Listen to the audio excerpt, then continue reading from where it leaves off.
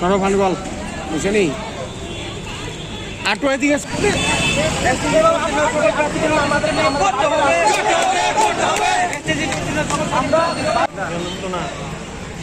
হ্যাঁ বেটা খুশি দিত না জিজ্ঞাসা না আবার এই সস্তাকে আমার এগুলো জিজ্ঞাসা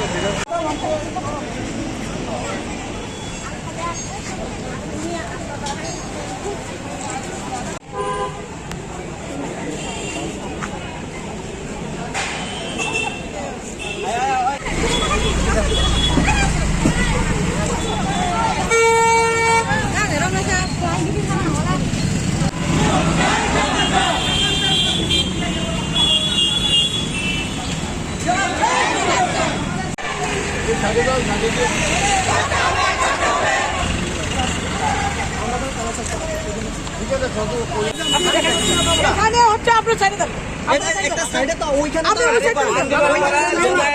ওইখানে গেলে গেদালে হয়ে যাবে মানুষের দোকানে সামনে কি নেচে যাবে এটাকে মারতে হবে মারতে হবে মারতে হবে নেচে যাবে এই মারতে হবে মারতে হবে মারতে হবে আমার যাবে না আমরা কাউকে সর দেব বন্ধ করা যাবে না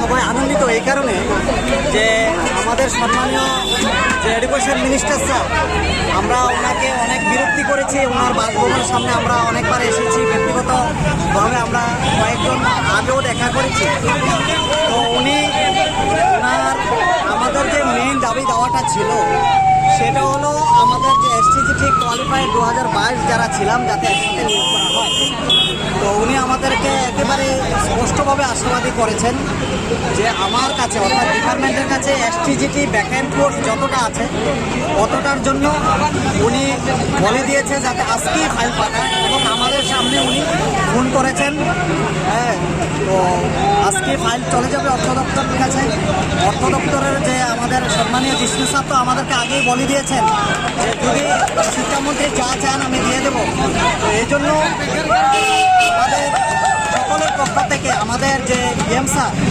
সম্মানীয় রতনলাল স্যারকে আমরা সকলকে সাধুবাদ জানাচ্ছি এবং যে আজকে আমরা এখান থেকে এই আশা নিয়ে যাচ্ছি যে আমাদের সম্মানীয় অর্থ দপ্তরের মন্ত্রী জিষ্ণু স্যার আমাদের এই ফাইলটা অতি শীঘ্রই আমার পাস দিয়ে দেবেন এবং আমরা সকলে একসাথে নিয়োগ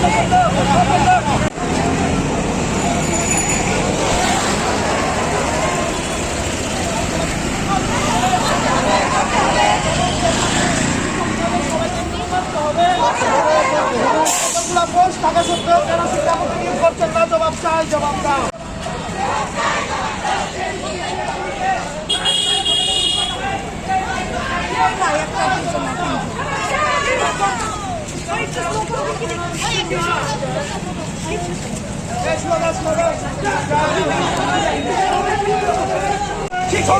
এমনকি রাস্তায় শিক্ষামন্ত্রী জবাব চায় শিক্ষক শিক্ষিকারা এবং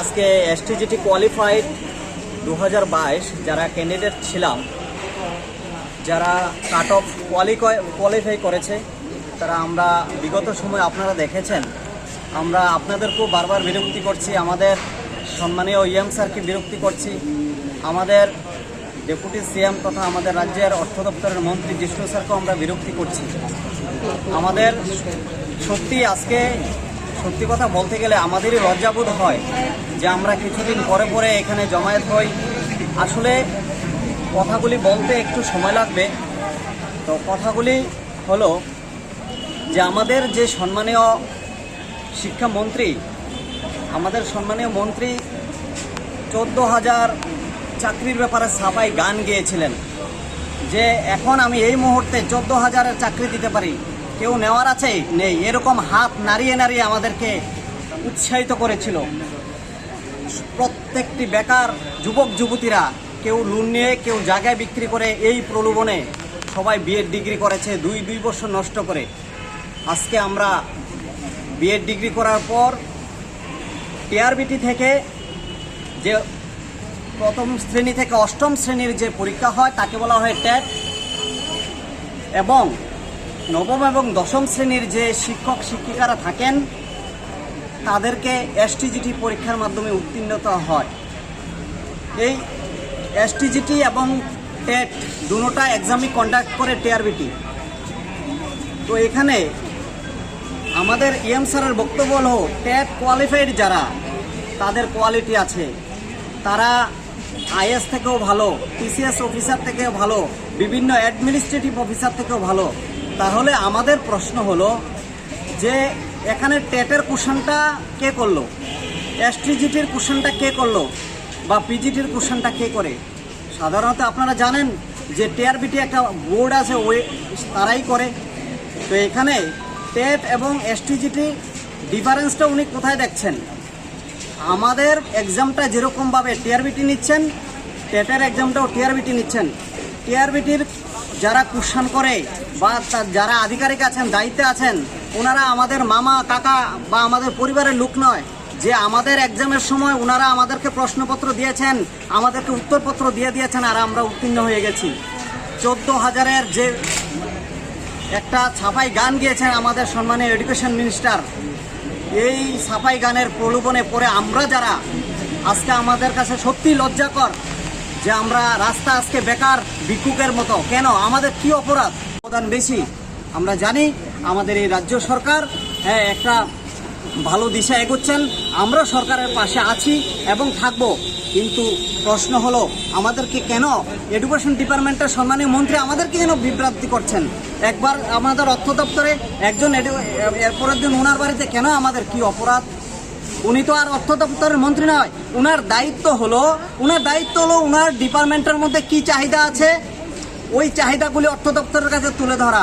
অর্থ দপ্তর কি দিতে পারবে না দিতে পারবে ওইটা ওনার দায়িত্বের মধ্যে পড়ে না। এজন্য আমরা বলছি, বারবার কাকুতি মিনতি সুরে বলছি, আমাদেরকে ব্যাপারটা একটু দেখুন। আমাদের মাত্র 1,000-1,500 লোক হবে, আমরা এসটিজিটি কোয়ালিফাইড। যদি আমাদেরকে নিয়োগ করা হয় তাহলে নবম এবং দশম শ্রেণীর যে শিক্ষক শিক্ষিকাদের যে ক্রাইসিসটা আছে এটা মিটবে। এতটুকুই কথা।